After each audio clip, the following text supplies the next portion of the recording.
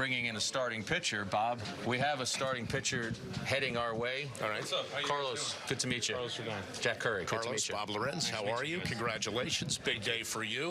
What does this signing mean for you? Because as you mentioned at the podium and you were asked about it, New York wanted you and you wanted New York. Yeah, I mean, historic franchise. We all know the names that have been in the pinstripes, and as a little kid living a dream, it's kind of hard not to put on the pinstripes. So I guess the dream's fulfilled. There's still more to the story, and I think my teammates would say the same, that we would like to be World Series champions. So Carlos, we'll see if that is in the cards. You said on the dais you're a man of few words, but you just mentioned the Yankees story. Your own story of getting to this point is a pretty incredible story. I mean, you were non-tendered a couple of years ago, coming now to a $162 million contract. How do you describe the challenges you overcame and the work you put in to get here? Yeah, I mean, I had a great support system, starting with my wife and my family. I think that the day we had our daughter, it put a lot into perspective for me, and it helped me become the baseball player that I am today. So there was a lot of people that doubted me, and there's a lot of people that supported me. So I can't take that away from the people that helped. So yeah, I mean, it's a special day, and there's more to come. Well, kids changed you, and I know your in-laws are here to wrangle the kids. You mentioned that, but you changed a lot too in the winter of 2020. You went to one of these, I guess, pitching clinic academies or whatever you want to call it in Indianapolis. Yeah. And basically just kind of broke things down. What changed for you at that time? Yeah, I had a lot of help. I mean, there's a lot of people that helped me. I went to a place called Pro X Athlete in Indianapolis. Former pitcher, I think, for Joe Thatcher, former pitcher for a few teams. I think the Indians, I can't think of all the teams he played for, but former reliever. He opened a facility with a few people and the help of some other people. And that was when I was rehabbing my TJ. I had the UCL surgery, and I had the help of Jamie Gordon and another guy named Jay Lair, who has some ties with the Yankees, I believe. But yeah, I would be in there every day.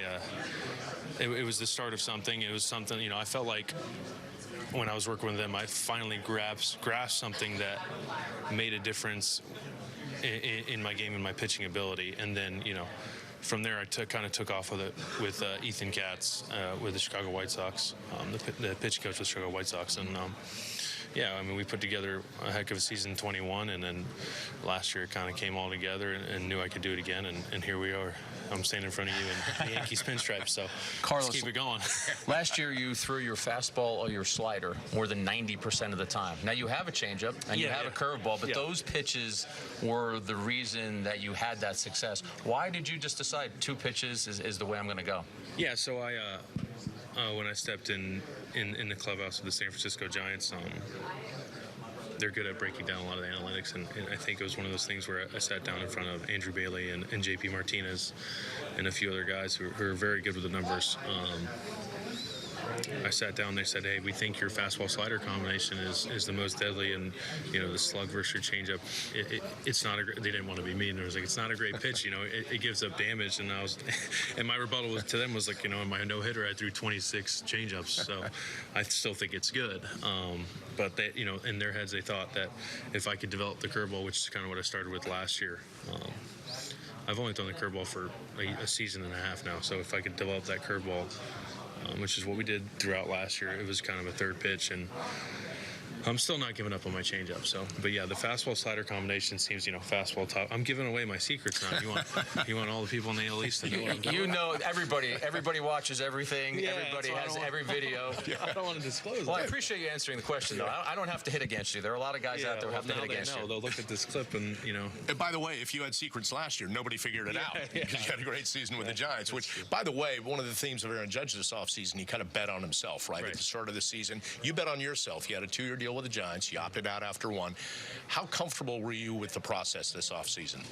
Yeah, I mean, I had to deal with the year before with the White Sox, being non-tendered and accepting a contract, knowing I had to prove a lot, and I think it was one of those things that, you know, when you're playing high school baseball, you're not thinking about money and contracts, but you're still betting on yourself. There's nothing guaranteed, so it was just kind of go out there and play and let all the other things take care of themselves. You know, the end goal is to win. The money is nice, you know, all this stuff's nice, but I think the kid at heart, and all us baseball players, we know where we want to be is that Game 7 in the World Series on November 1st. One of the final things I want to ask you really quickly, one of the hooks for Anthony Rizzo to come back, and even Aaron Judge, they and their wives comfortable in New York. What made you and your wife Ashley decide we want to live here, we can embrace this lifestyle? Yeah, I mean, I think playing 6 years in Chicago, obviously, a lot smaller scale than New York. When you pull up to the city coming out of the airport, you're like, wow, this is a massive city. I feel like you could fit 7 Chicagos, but inside of New York City. But that time I had in Chicago and playing in another big city of San Francisco, the Bay Area. We kind of, we enjoyed the city. We're the type to live outside, but we like coming and eating. We're foodies. We like food, and I think just the cultural aspect of the cities. I mean, it's important. Kids can learn a lot, but I enjoy the city. Big city never scared me. So that's the way it sounds, and you're ready for the challenge. Carlos, thank you so much. You guys. Happy holidays to you, and Thank Happy you, New Year. Thank you. And enjoy the experience. Thank you.